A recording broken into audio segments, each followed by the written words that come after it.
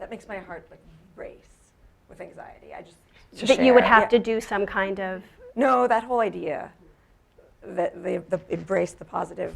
Oh, so yes, that just makes me incredibly tense. But that's probably. But it's like I'm not. That's like, a separate. Right. That's a separate discussion. Yeah. I'm not advocating. I'm not trying to advocate divorce, but if you're doing it, right, you're doing it. So if you've never had to pay your bills and suddenly you have to, well, that's great, right? That can be a great growth experience. So if you're doing it, like I feel like even issues with loneliness, a lot of people are lonely in their marriage. So now you're out of your marriage and you're lonely. So let's take a look at, who's in your life and how do you view yourself and your relationship with others? Like, is there really good growth opportunities? I guess the flip side of it, and then we will take a few questions if there are any. The flip side of that is that, and I am hearing this as a part of the right. Coming, this is a totally other, right? I am adversarial by nature and by profession. I hear that as maybe I hear that from the perspective of, for example, the client who is the less empowered person in the relationship. The same person who, for example, I would recommend not go to mediation, where maybe you're advising in some ways what sounds like a very Christian or very, again, positive and empowering view could also be very much viewed as a suck it up. Yeah, but what a great opportunity for that person who's not empowered to say, you know what, why have I not been empowered in my life? And here's my chance. I totally get the argument, and it totally makes me hysterical. So we have a few minutes left, and I'm wondering if there are any questions if people want to. Oh my goodness. I guess the woman in the red glasses frames right here. Yes. I just wanted to make a couple of comments.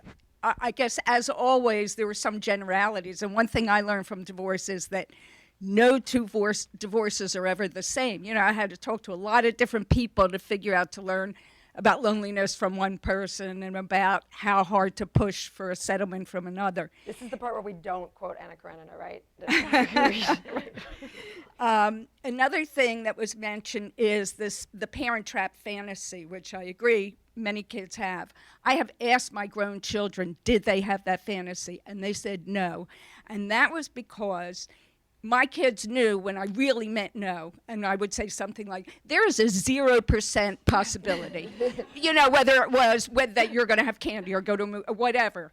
And so when I told them that, it was crystal clear to them. And so I think that's something parents can do.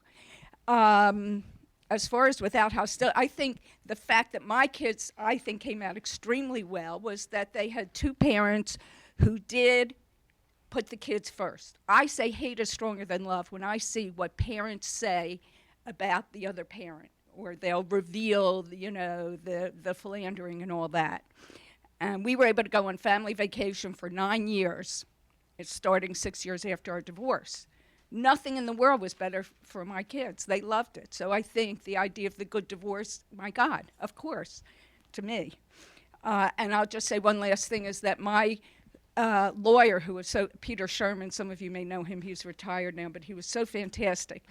And he sent us to a therapist to do the custody. He said, I'm a lawyer. Why should I help you settle the custody? And I think that was a fantastic There are now thing. some very few law firms now that have on staff parenting coordinators for that, non-lawyer parenting coordinators who do exactly that for that reason. Yeah. Anyhow, that's my 2 cents, or 10 cents. Okay. I guess going straight down the line there. Hi, thank you for this panel. I have a couple of points. First, is, the idea of collaborative divorce is, I think it probably has some good points to it, as the previous speaker said, but it all depends on there being a certain amount of goodwill between the divorcing parents, and if there isn't, it's really hard to get to that. I understand that the adversarial model sort of positions the parents in opposition to each other, but sometimes that's necessary if they really can't agree. So it sounds like a really great idea, but I think it's not always possible. Second, along with the Parent Trap family, it seems to be, and I don't know exactly what the research is on this, but it seems like the divorced family is being positioned against a perfect intact family. And as we all know, intact families are hardly perfect. And many kids, I don't know what the percentages of kids who come out neurotic from non-divorced families is, but I suspect it's not a whole lot lower than those from divorced families. But my final point is this, and that is that you haven't really addressed any of the structural issues that make it so difficult for divorced couples, specifically, particularly women. We talked a little bit about the economics. Women do certainly, I mean, women, because women earn 70% of what men do, invariably, unless they're very high-powered, very high-earning people, are going to end up with a lower salary than their husbands. So they can't provide the kids with all the things that the husband might be able to, and so forth and so on. Plus, there's the whole issue of the lack of childcare, the lack of paid maternity leave, parental leave, all that stuff that make it so difficult. I mean, because divorced women end up being working mothers. Maybe they were working mothers before, but they end up being working mothers. And I think we really have to take into account all of the policies or non-policies in the U.S. that make being a working mother and a working father, but especially working mother, so difficult. Sure, I agree with you. That's something we didn't touch on. Unfortunately, these are short panels. A couple of just, I guess, non-scientific or unscientific things I'd like to say about that. First is there are a lot of women in what might fall under the not financially distressed category of family who are themselves quite financially stressed because they don't have access to or control over the marital finances at all. So if you were to look at the family unit from kind of on high, you'd see a very secure financial model. But then if you actually looked within it in the micro level, you'd actually see a woman with basically no power who's being asked to show her grocery receipts or her husband. And then when she comes out of the marriage, sure, she might have a lot less money and she might be working a lot harder, but she may well find herself with a lot more control over her financial life and therefore a lot more financial freedom. That anecdotally I see happen all the time. The second issue is that I think that when that in the adversarial model, it's not just that some people need it because they can't solve everything through collaborative divorce. I think that's a myth. And I actually think that collaborative divorce is something of a fiction, but that's for something I'll yap about another time.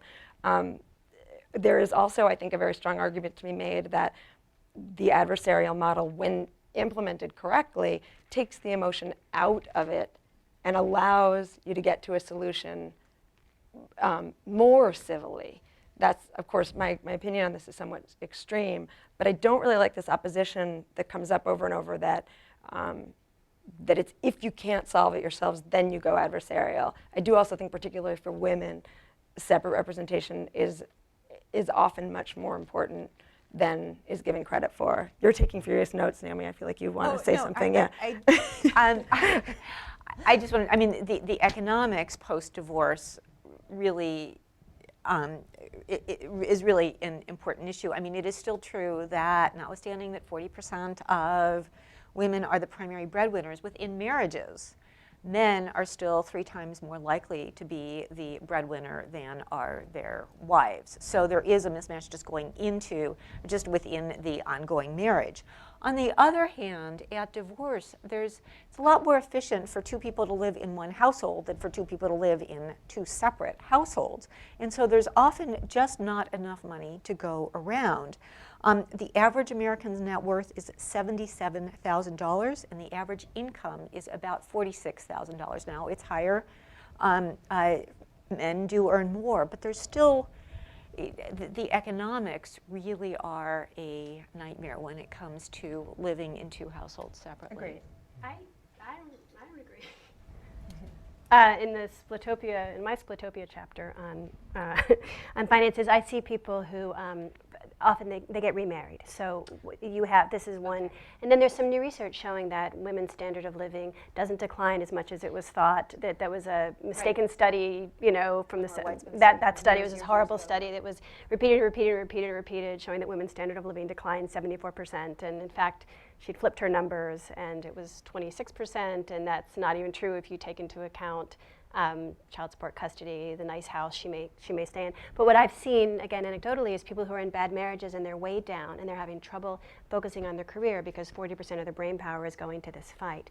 So then I see people, they get out of those marriages and they're able to focus. And this has happened to me, this has happened to people I've interviewed. So yes, they're working, but they're in control. What you're saying is so interesting to me, that women who were living in a well-to-do family but felt no control, and then certainly talked to people like that who came out of it and said, I don't know why I was so poor in my marriage, and now I make less, but I have more. So I do think that the emotional can affect the financial. I think we have time for one more super quick question, and there's one hand emerge. Oh, there are two. I don't know. Somebody else decide.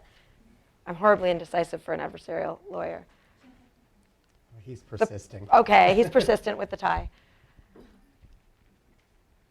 There's data on that too. Guy with the tie here, I guess. The other one might have had a tie on also. I just couldn't see. So I'm sort of curious because, I think everyone can sort of point to the illustration where divorce made that individual circumstance better off for the kids, for the people that are involved, as well as individual kind of anecdotal evidence that it made people worse off. I guess I'm kind of interested in what the norms are and then what the policy response should be in terms of that. Is divorce on balance something that makes people better off or worse off? And then indicating, what that norm would be as kind of the general guidance for policy. What policy prescription should it make divorce easier or harder? Well, my personal pet thing on this, and for all I know, it's in the works already, is I think that I don't know that anyone who wants to get married should, when applying for the license, not only have to have a waiting period, but should have to pay into the equivalent of a workers' comp fund, which is like the least controversial broad policy I think that exists in the country, and it should be a dissolution compensation fund that would offset the crippling cost of divorce. I believe that that's because divorce is generally not a good thing and that people shouldn't go into marriage so lightly. That's what I think. In terms of the norms, I'm curious to hear what you guys think. I think people just get married without much thought, and that they get divorced when they feel like it. But that's based on nothing. That's just what I think. Yeah, I don't know. It would depend on what you're measuring when you say, like, what are the norms for successful outcome, you said? For children and economically, like if you could take some broad indicators, is divorce on balance better or worse for people in terms of like a generality about it? Because making policy based on exceptions or anecdotes is kind of hard. I'm just trying to understand. Is it a good thing or sort of a bad thing, whatever indices you want to use for that? Well, that I'm going to triggers a say whole again thing. that instability in a family is always going to be bad. Is going to be worse for a kid. Except in high conflict. Except right, which is a worse instability, perhaps. Also, Yeah. marriage isn't a set thing. Marriage isn't a set thing, so you're not comparing divorce to a particular type of marriage. Marriages are so variable. And you're also building out of that the preponderance of children who are born into non-marital situations to begin with. Unfortunately, we're out of time, as everyone could probably tell. I could certainly talk all day about this stuff. I want to thank Wendy and Daniel and Naomi for participating. Naomi is doing a doubleheader here, and thank you all very much. And I hope you never need my services. And and I don't know. Thanks again. Thank you.